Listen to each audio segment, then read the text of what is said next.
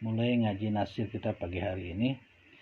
Kita sudah sampai ke pembahasan terkait dengan buku Buya Nasir, judulnya Marilah Sholat.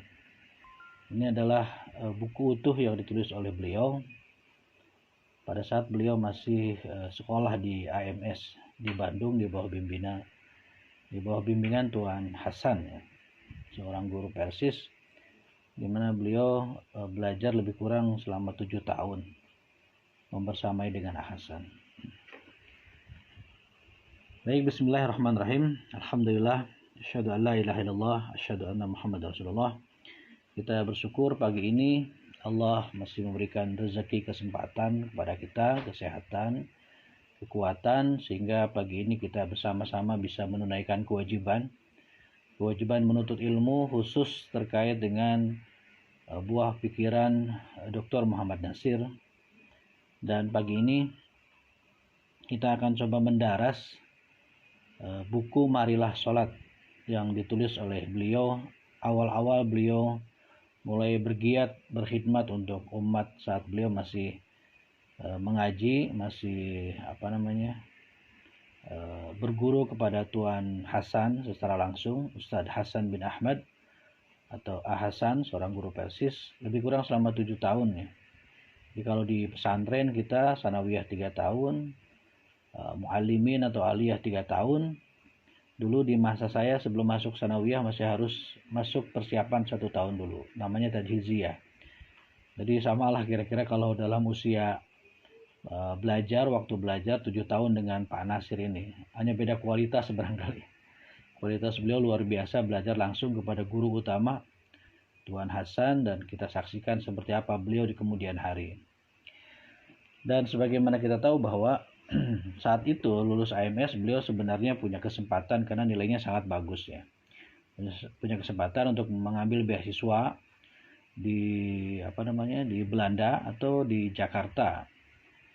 Namun kemudian beliau tolak itu dan beliau menyatakan ingin langsung berkhidmat kepada umat, ingin langsung berkhidmat di masyarakat, lalu kemudian membersamai Tuan Hasan dalam perjuangan melayani umat, membimbing umat.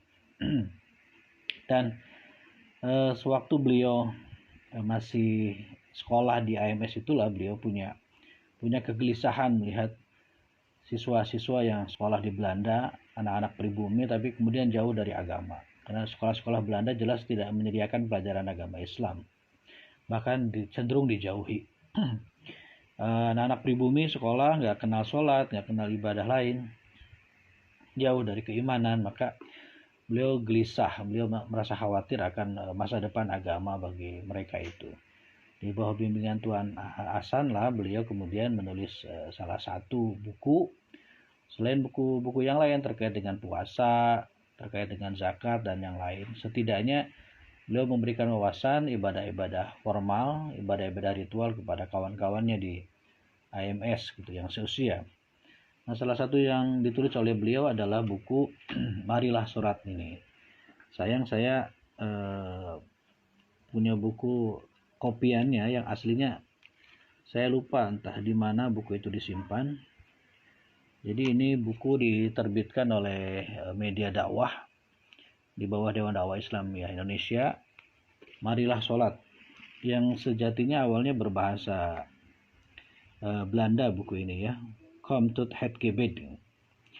Buku ini adalah cetakan ke-8 tahun 1999, jadi sekitar tahun 56 sampai tahun 99. Awalnya berbahasa Belanda karena memang ditujukan kepada siswa-siswa pribumi yang bersekolah di sekolah-sekolah Belanda. Dan menurut pengantar dari penerbit media dakwah disebutkan, apa kiranya yang menarik dari buku ini?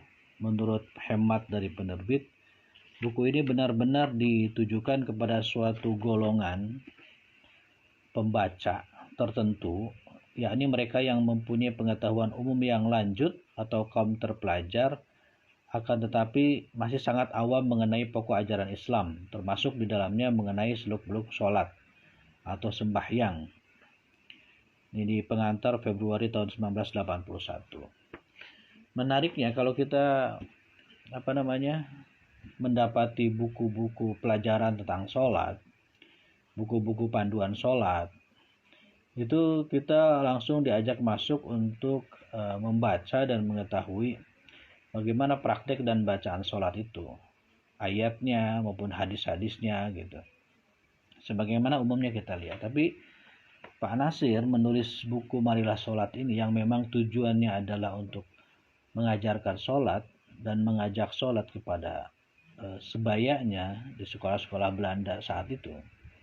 Beliau berbicara terlebih dahulu tentang apa itu iman dan tentang apa itu Islam gitu. Jadi di pelajaran sholat yang beliau tulis ini ada pelajaran akidah, ada pelajaran tauhid, plus juga pelajaran akhlak. Jadi saya kira buku ini komprehensif. Sekalipun ditujukan hanya untuk anak-anak usia SMA, tapi ternyata setelah kita kaji di dalamnya, mendalam, buku ini berbicara tentang iman, tentang Islam, bahkan juga tentang perbandingan agama. Ini yang saya kira tidak ditemukan di buku-buku sejenis yang muncul akhir-akhir ini ya, di masa yang lebih kontemporer.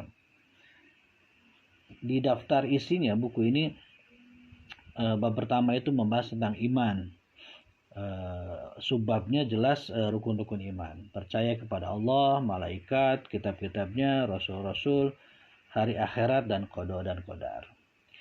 Sementara kemudian bab kedua ini membahas tentang Islam, terutama rukun Islam yang kedua. Tapi beliau jelaskan dulu Islam itu apa. Beliau jelaskan kemudian kalimat syahadat, kemudian sholat, lalu ada bagian-bagian sholat itu. Bermacam-macam sholat wajib, sholat berjamaah, sholat Jumat, arti sholat Jumat, lalu juga pembahasan tentang persaudaraan universal. Ini yang saya kira juga tidak ada di buku-buku pelajaran sholat yang sekarang ini, gitu, yang mutakhir ini. Kajian mendalam terkait dengan makna sholat berjamaah, yang beliau kemudian istilahkan persaudaraan universal. Lalu beliau bahas tentang sholat sunnah rawatib muakkadah, sholat jama dan sholat qashar, sholat tahajud dan witir, sholat sunnah hari raya, sholat sunnah tarawih dan witir, sholat sunnah kusuf dan khusuf, sholat istisqa, sholat khauf, sholat sunnah duha, sholat orang sakit, sholat jenazah, lalu hal-hal yang tidak dibolehkan. Lalu beliau bahas tentang kunut, zikir sesudah sholat, sujud sahwi, dan sujud syukur. Bagian ketiga adalah penutup dengan tambahan doa dan ucapan lain di dalam sholat, beberapa surah Al-Quran yang bisa dibaca dalam sholat. Tentu saja semuanya bisa dibaca dalam sholat. Nah, ikhwah sekalian, beliau mengkaji pertama kali terkait dengan term iman, pembahasan tentang iman. Menariknya pula, beliau tidak langsung mengutip ayat ataupun hadis yang berkaitan langsung dengan iman ini, gitu, dengan definisi iman dan lain sebagainya. Itulah juga yang secara unik ya, beliau memulai pembahasan dengan yang kita tidak perkirakan akan diawali dengan dalil tersebut, gitu, yang seolah-olah tidak berkaitan. Ini sama persis ketika kita membaca buku Fiqh Dakwah di bab bagian wajib dakwah. Beliau tidak berbicara terkait dengan dalil atau ayat yang berbicara langsung tentang dakwah itu. Contoh ud'u ila sabili rabbik, wal takum minkum ummatun yad'una, gitu.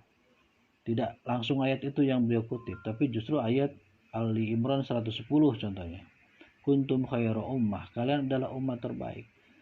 Kita diajak berpikir, kenapa untuk mengawali pembahasan tentang wajib dakwah, ayat yang dimunculkan terlebih dahulu justru ayat tentang kalian adalah umat terbaik, gitu. Nah, saya kira nanti kalau kita ada kesempatan kita bisa kaji kitab Fiqh Dakwah Pak Nasir ini. Dan soal iman ini beliau kemudian mencantumkan surah At-Tin ayat 4 sampai 6 untuk memulai pembahasan tentang iman.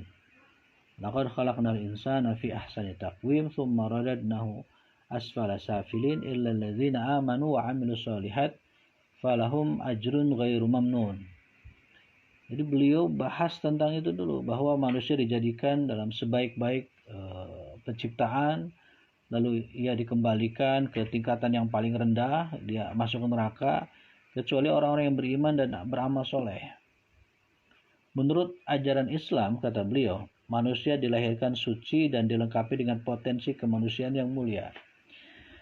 Potensi yang masih berupa bibit ini, menurut beliau, itu memberi kemungkinan manusia untuk mencapai tingkat yang tinggi dalam batas-batas yang mungkin dicapai oleh manusia itu, yakni kalau bibit itu dapat dijaga dan dikembangkan menurut yang sewajarnya. Jadi bibit itu maksudnya adalah potensi manusia itu dengan kesempurnaan susunan jasmaniyah dan ruhaniyahnya, itu adalah sesuatu yang bisa membuat manusia makin tinggi derajatnya, mulia derajatnya. Tapi di sisi lain juga, kalau tanpa dipandu oleh iman, nantinya ujungnya beliau akan masuk ke situ. Maka bibit atau potensi yang baik ini, yang bagus ini, malah akan jatuh kepada kenistaan, gitu, kepada derajat yang paling hina itu. Maka kata beliau, fitrah ini itu harus dipandu, dibimbing oleh sesuatu yang cocok dengan fitrah manusia itu sendiri. Yang cocok itu jelas adalah iman dan Islam itu sendiri. Nah, ini juga sebenarnya bahasa yang sama seperti ini beliau gunakan pula di buku Fiqhud Dakwah. Di awal-awal beliau membahas tentang relasi antara akal dengan wahyu, gitu. Bahwa akal manusia itu berpotensi membuat manusia itu semakin mulia, tapi juga berpotensi pula membuat manusia semakin hina kalau tanpa bimbingan iman. Maka dengan bimbingan inilah, iman inilah, maka potensi tersebut, akal tersebut akan membawa manusia ke derajat yang sangat mulia, yang sangat terhormat. Nah, pimpinan ini diberikan oleh sumber dari semua hukum Allah, ialah yang mengatur dan memelihara alam raya ini dengan perantaran hamba-hambanya yang suci, yang menyampaikan hukum-hukum itu kepada manusia. Nah, inilah dasar, kata beliau, dari keenam pokok kepercayaan atau yang disebut dengan arkanul iman di dalam Islam. Sebagaimana tersimpul dalam ayat Al-Quran dan hadis Nabi, beliau mengutip surah An-Nisa 136. Ya ayyuhalladzina amanu aminu billahi wa rasulihi wal kitabil ladzi nazzala ala rasulihi wal kitabil ladzi anzala min qablu wa may yakfur billahi wa malaikatihi wa kutubihi wa rusulihi wal yaumil akhir faqad dhalla dhalalan ba'ida. Itu An-Nisa 136, nanti silakan dicek saja terjemahannya. Juga Taubah 51, qul la yusibana illa ma kataballahu lana huwa maulana wa 'alallahi falyatawakkalul mu'minin.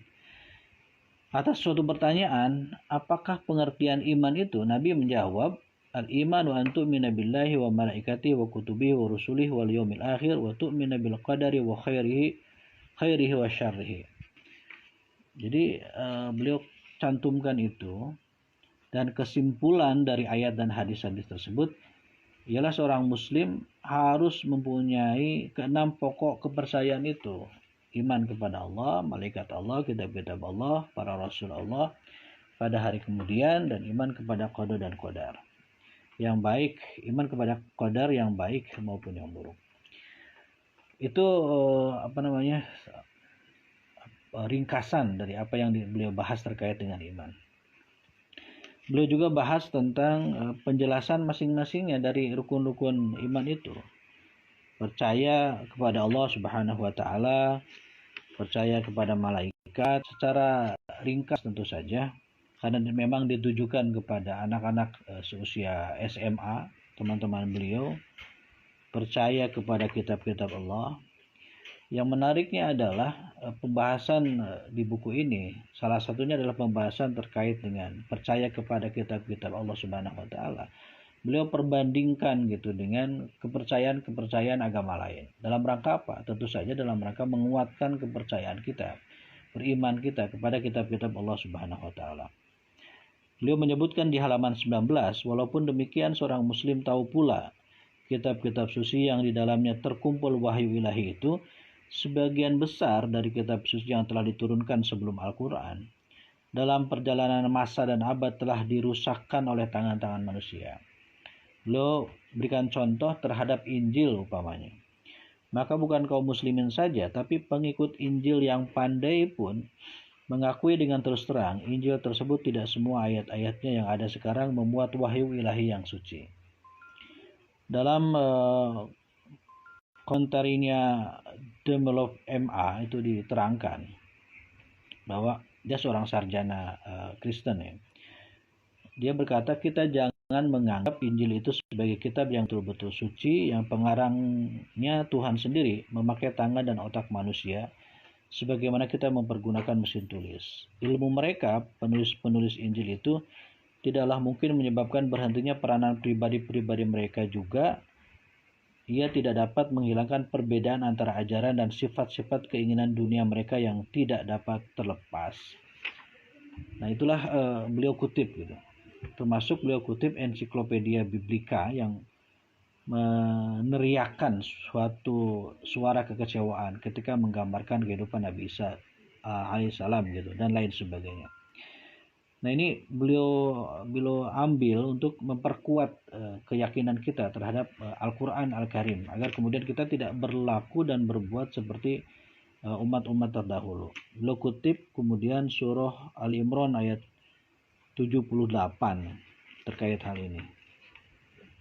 Kemudian ikhwah sekalian, tentu saja kepada Al-Quran dewasa ini kata beliau ada banyak tuduhan, ada banyak sangkaan, ada banyak upaya peragu-raguan agar kita tidak beriman kepada Al-Quran ini. Oleh karena itu beliau menuliskan beberapa poin gitu untuk menolak tuduhan-tuduhan tersebut. Jadi saya pikir beliau menulis kitab tentang ajaran sholat ini juga sekaligus mengajarkan kita bagaimana kita menjalani ghazul fikr gitu, perang pemikiran terkait dengan ibadah-ibadah yang ada dalam Islam. Beliau katakan seluruh Al-Quran ditulis pada zaman Nabi atas pimpinan dan petunjuk Nabi sendiri. Seluruh Al-Quran itu diujikan kepada ingatan yang kuat dari sahabat-sahabat Nabi yang terpilih. Susunan ayat dan tiap-tiap susunan surah itu sendiri telah ditetapkan pada zaman Nabi atas petunjuk Nabi. Pengumpulan Al-Quran atas perintah Abu Bakar tidak lebih dari pengumpulan beberapa naskah jadi sejilid kitab. Tidak berubah dari susunan yang diatur menurut petunjuk Nabi. Lalu pengumpulan dalam bacaan adalah timbul karena perbedaan dialek yang dipakai dalam menyiarkan Al-Quran. Dan hal itu tidak sampai menyebabkan perubahan dalam makna dan teks Al-Quran. Jadi tertolaklah tuduhan yang menyatakan Quran itu hanya ucapan Nabi, Quran itu menjiplak dari kitab-kitab terdahulu dan lain sebagainya. Beliau kutip pula kemudian ahli-ahli sejarah yang bersikap memusuhi Islam seperti von Hammer, Sir William Muir dan dalam hal ini ternyata justru menjadi pembela-pembela dari Al-Quran itu sendiri yang mereka mengatakan di dunia ini agaknya tidak ada satu kitab seperti Al-Quran yang selama 12 abad tetap mempunyai teks asli. Jadi ketika kita mengetahui penegasan Allah, inna nahnu nazzalna dzikra wa inna lahu lahafizun, maka kita mengetahui pula bahwa Al-Quran itu terjaga. Seperti teks asli Arabnya itu harus tetap ada ketika Al-Quran diterjemahkan ke dalam bahasa apapun gitu. Dan ini menariknya gitu.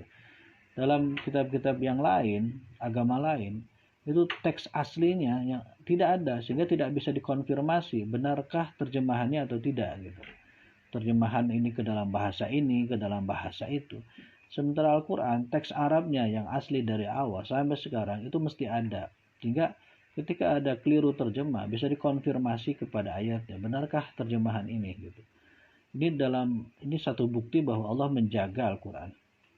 Kemudian beliau kaji tentang percaya kepada Rasul. Beliau juga lakukan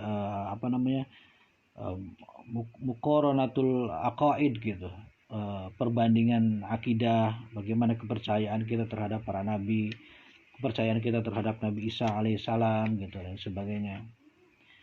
Kemudian pula beliau justru banyak pula membahas tentang pengaruh agama Yahudi, pengaruh agama Nasrani. Lalu beliau menariknya juga bahas tentang korupsi yang merajalela gitu.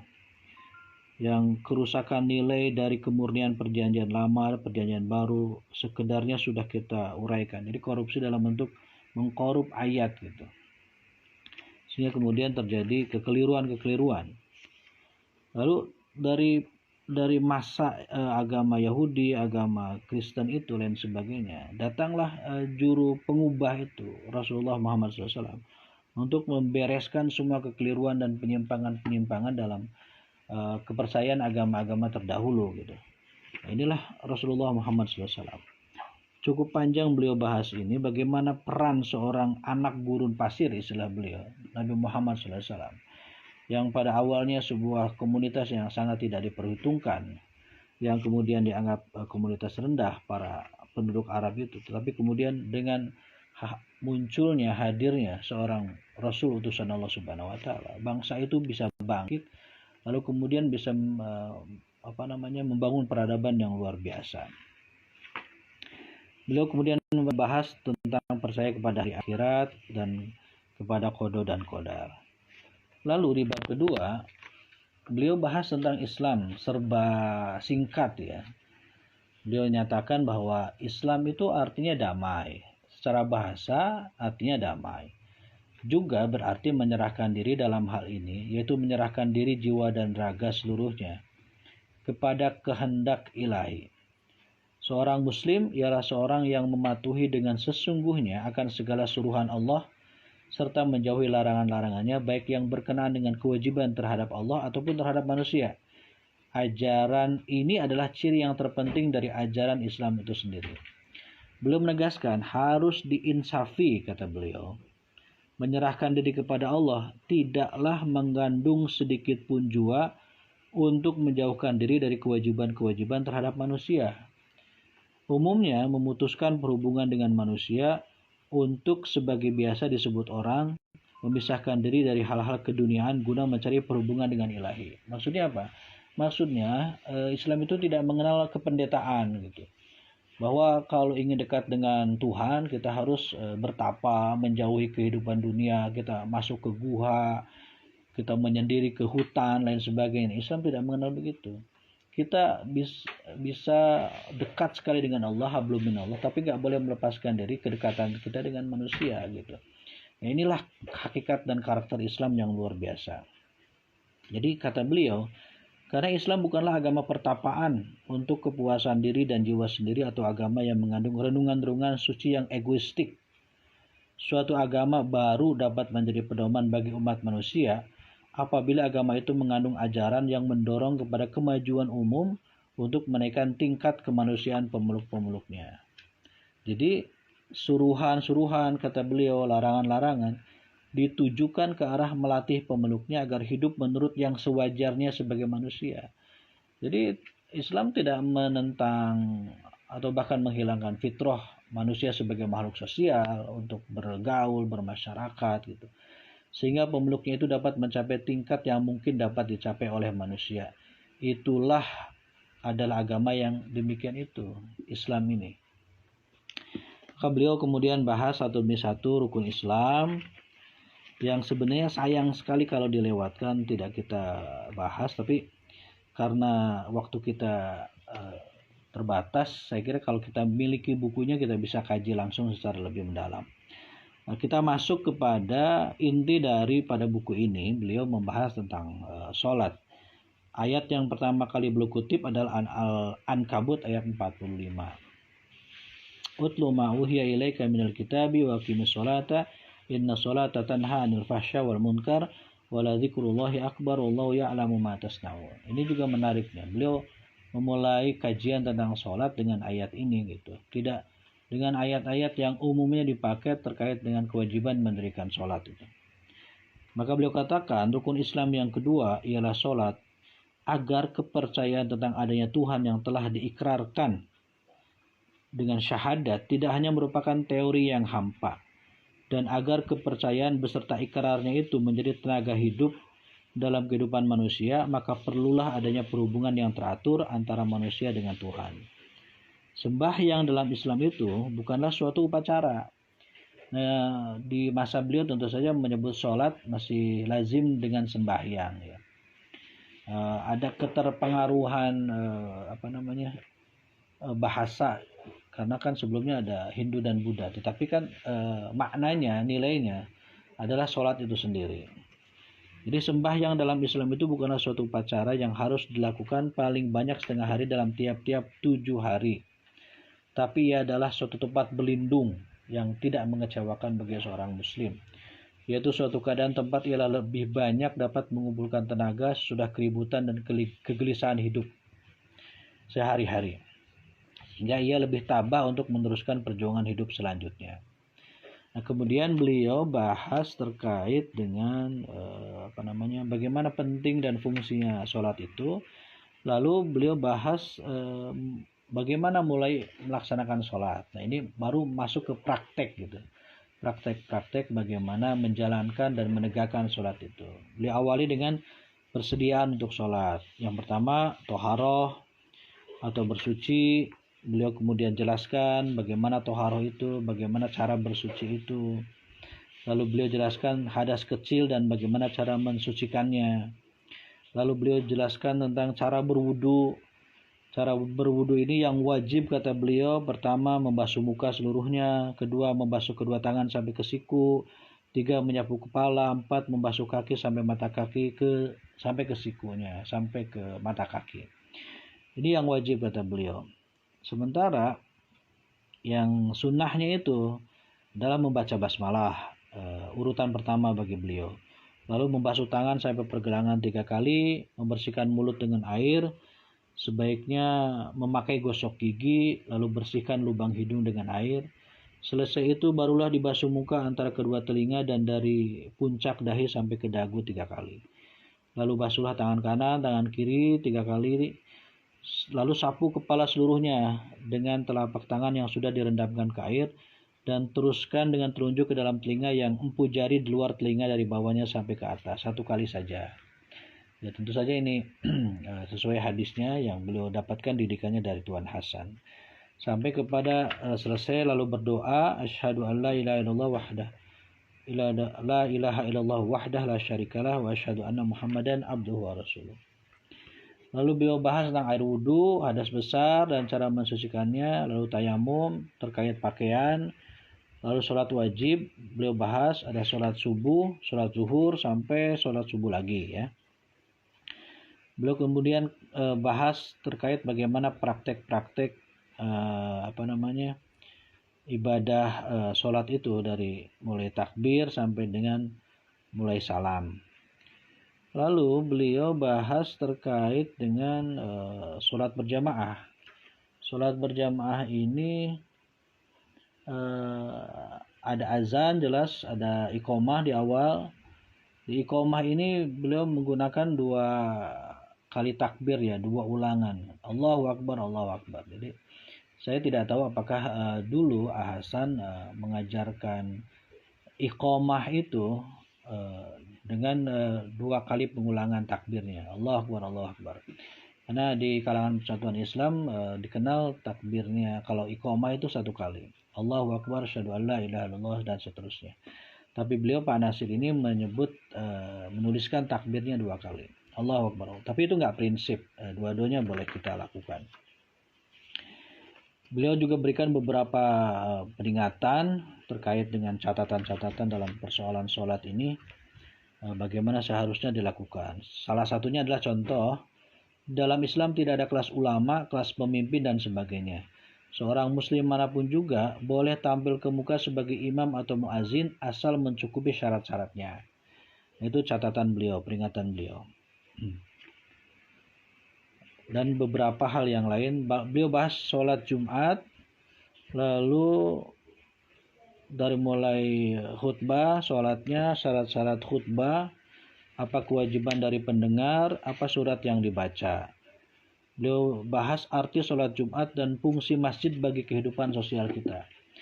Jadi ini juga yang tidak terdapat dalam buku-buku yang mengajarkan tata cara sholat pada umumnya gitu. Beliau di buku ini secara langsung juga memberikan arahan, memberikan bimbingan terkait dengan apa fungsi dari sholat itu. Terutama di sini adalah fungsi dari sholat Jumat dan fungsi masjid dalam kehidupan sosial kita. Dan ini diperkuat dengan pembahasan beliau tentang persaudaraan universal gitu. Jadi kita diharuskan untuk sholat berjamaah 5 kali wajib dalam sehari di masjid, di musola, di langgar, di surau. Itu ada pertemuan, ada diskusi, ada musyawarah. Lalu yang lebih besar lagi ada pertemuan dalam sholat Jumat, persaudaraan yang lebih luar biasa lagi. Nanti setiap tahun ada persaudaraan yang lebih mengglobal, lebih mendunia dalam ibadah umroh, ibadah haji. Jadi secara tidak langsung praktek ibadah ritual itu berkaitan erat dengan praktek keterlibatan emosional dan fisikal antara muslim dengan muslim yang lain gitu, baik secara lokal maupun setara global gitu, dunia internasional.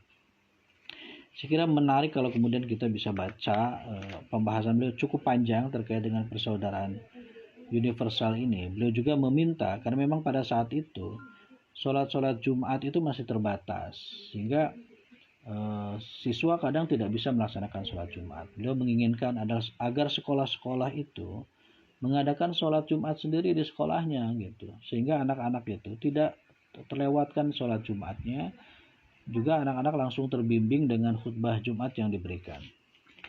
Beliau bahas kemudian sholat sunnah rawatib muakkadah. Ada beberapa hal yang dicatatkan oleh beliau, seperti sholat sunnah rawatib itu serupa benar dengan sholat wajib subuh selain dari niatnya, katanya. Sholat sunnah tidak dikerjakan dengan berjamaah, dikerjakan tanpa azan dan iqamah, tidak mengeraskan suara, lebih baik dikerjakan di rumah daripada di masjid. Ini terkait dengan sholat sunnah rawatib. Lalu beliau bahas tentang sholat jamaah dan sholat qashar. Kemudian di halaman berikutnya beliau kaji tentang sholat sunnah hari raya, Idul Fitri maupun Idul Adha itu.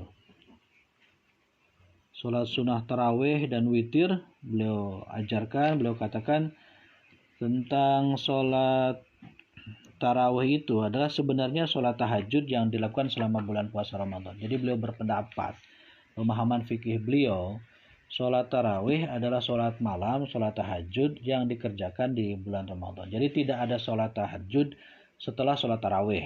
Ini jelas sekali ajaran dari beliau dapatkan dari Tuan Hasan gitu. Satu-satunya perbedaan ialah tahajud dikerjakan sendiri-sendiri dan tarawih boleh dikerjakan berjamaah di masjid atau di rumah. Hukumnya sunnah, tidak wajib. Kemudian ikhwah sekalian, beliau bahas tentang witir. Tarawih dan witir itu dapat dikerjakan dengan satu tahiyat dan satu salam. Tarawih 10 kali dari 2 rakaat, semuanya jadi 8 rakaat dengan satu tahiyat dan satu salam gitu. Masih ada lagi kombinasi-kombinasi lain yang tidak kita bicarakan di sini, kata beliau. Lalu beliau katakan tiap-tiap rakaat dari tarawih atau witir serupa dengan sholat biasa. Fatihah dari masing-masing rakaat diiringi oleh surah atau ayat-ayat Quran. Beliau bahas kemudian sholat sunnah kusuf dan khusuf.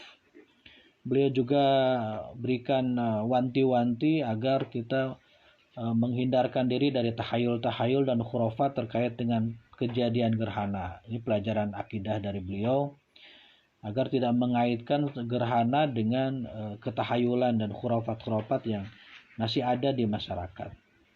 Beliau bahas kemudian sholat sunnah istisqa, sholat khauf, bagaimana prakteknya dan tata caranya. Lalu juga beliau bahas terkait dengan bagaimana sholat orang sakit, sholat di atas kendaraan, bagaimana kalau kita masbuk, dan lain-lain sebagainya. Kemudian beliau juga bahas tentang kunut. Kata beliau, kunut artinya berdoa, berdiam diri, tetap beribadah, menghormati dengan tetap dan lain-lain. Dalam istilah fikih yang dimaksud dengan kunut ialah doa dalam sholat sesudah mengucapkan Sami Allahu liman hamidah pada rakaat yang penghabisan dari sholat yang manapun juga. Sekarang biasa diartikan orang ialah mengucapkan Allahumma hdini dan seterusnya sampai akhir. Sesudah Sami Allahu liman hamidah pada rakaat kedua sholat subuh. Dan menurut beliau dalam pengertian yang luas, kunut ialah doa yang telah kita sebutkan di atas tadi, yang diucapkan pada rokat yang penghabisan, pada saat i'tidal, pada sholat yang manapun juga. Jadi tidak khusus hanya pada sholat subuh. Doa kunut bisa dilakukan di setiap kali sholat wajib. Zuhur, asar, maghrib, isya, subuh, setelah i'tidal.